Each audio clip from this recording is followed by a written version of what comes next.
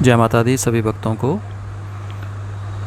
देखिए, आजकल बहुत से लोग ये क्वेश्चन करते हैं कि हम पर मसानी चला दी गई है, या हमें मसानी रोग हो गया है, या हमारे घर पर मसानी छोड़ दी गई है।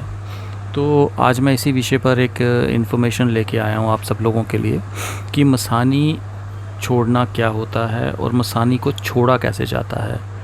ठीक है, तो इस चीज़ के ऊपर मैं आप लोगों से बात करने के लिए आया हूँ आज।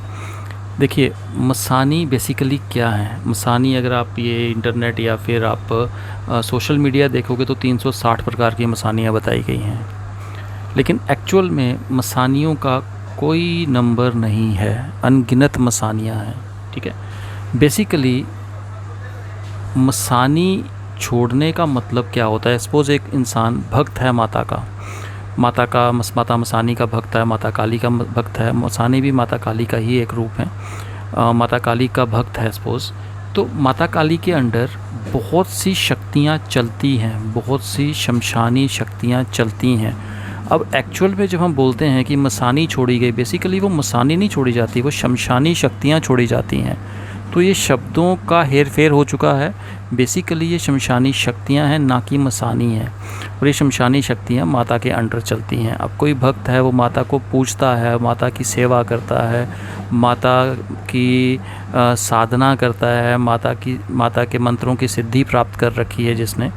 और वो इंसान अगर पैसे के लालच में आकर के माता को भोग दे करके रिक्वेस्ट करता है कि माँ भेज दो अपने शमशानी गणों को इस इंसान के लिए, इस पर्टिकुलर काम के लिए, तो वो शमशानी गण जाते हैं, उस दूसरे व्यक्ति की लाइफ में उपद्रव मचाते हैं।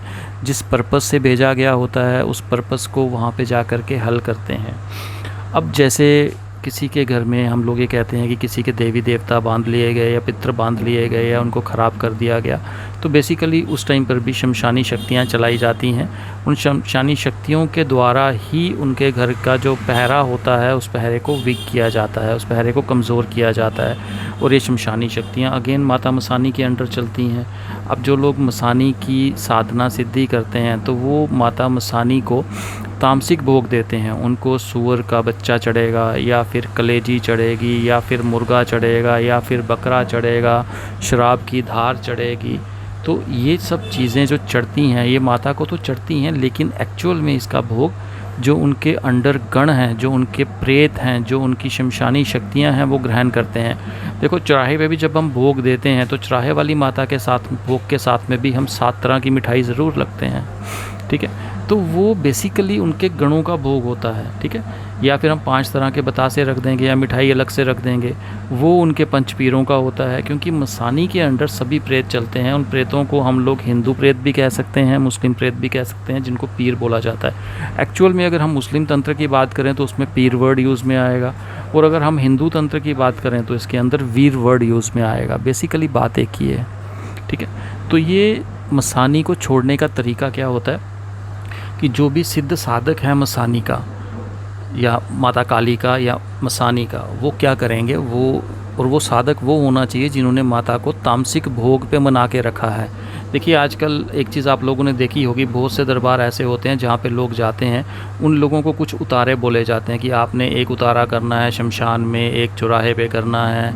तो वो तामसिक तरह के उतारे होते हैं जिसमें कुछ चीज़ें वैसी यूज़ में आती हैं, या फिर तामसिक जगहों पे दिए जा रहे हैं जैसे शमशान में दिया जा रहा है। तो उसके अंदर कुछ चीज़ें ऐसी आएंगी जो कि शमशानी गणों के लिए होंगी, कुछ चीज़ें ऐसी आएंगी जो चौराहे के शमशानी गणों के लिए होंगी, या फिर नेगेटिव ऊर्जाओं के लिए होंगी, या फिर वहाँ के प्रेतों के लिए होंगी। तो एक्चुअल में ये जो जहाँ जहाँ पर ये चीज़ें बताई जाती हैं, वो लोग ये समझ लीजिएगा कि वो लोग जो हैं वो माता मसानी के साधक हैं, माता मसानी के उपासक हैं। वो लोग इन क्रियाओं को कर सकते हैं अगर नॉलेज प्रॉपर हो तो। अब मसानी क्रिया करने के लिए सर्वप्रथम माता मसानी की पूजा की जाती है, उनको भोग प्रसाद दिया जाता है, उनको पंचोपचार पूजन करके कुछ देर उनका मंत्र जाप किया जाता है। फिर उनको जो भी उनका भोग है तामसिक, वो सब भोग उनको दिए जाते हैं, जैसे कलेजी हो गई, मांस मदिरा हो गई, या फिर कई बार तो बलि भी दी जाती है। ठीक है, ये सब चीज़ें देने के बाद और ये सब चीज़ें उनको एक हवन के माध्यम से दी जाती हैं। और ये सब चीज़ें देने के बाद माता से प्रार्थना की जाती है कि माँ तेरी बलि दे दी गई है, तेरे भोग प्रसाद दे दिया गया है, माँ ये काम है, इस काम के निमित्त ये दिया है और इस काम को, इस कार्य को पूरा करो। और उससे फिर वो चीज़ें जो होती हैं वो सब काम संपन्न होने शुरू हो जाते हैं। तो ये एक आउटलाइन है कि हम मसानी को कैसे छोड़ते हैं किसी के लिए। बहुत से साधक ऐसे होते हैं जो कि पैसा लेकर के लोगों के लिए ऐसे कार्य करते हैं जिससे कि उनका बुरा हो। तो ये कार्य नहीं करने चाहिए, ये निंदित कार्य हैं, ऐसे कार्य नहीं करने चाहिए। किसी एक नॉर्मल इंसान का बुरा नहीं करना चाहिए। हाँ, अगर कोई बहुत बड़ी बात हो चुकी है, कोई देश की रक्षा का विषय है, कोई गुरु की रक्षा का विषय है, धर्म की रक्षा का विषय है, तो फिर ऐसे कार्य करने चाहिए, नॉर्मली नहीं। अब ये मसानियाँ जो होती हैं, इन मसानियों के द्वारा षटकर्म भी किए जाते हैं। विधि एक जैसी ही होती है सारी, बस काम अलग अलग होते हैं, ठीक है। और दूसरा, मसानी माता के साथ में आपने कितनी शक्तियों को पूजित कर रखा है डिपेंड करेगा। अब बहुत से केस में मसानी के साथ में हमें भैरव बाबा चलाने पड़ते हैं, बहुत से केसेस में हमें मसानी के साथ में गुरु गोरखनाथ चलाने पड़ते हैं।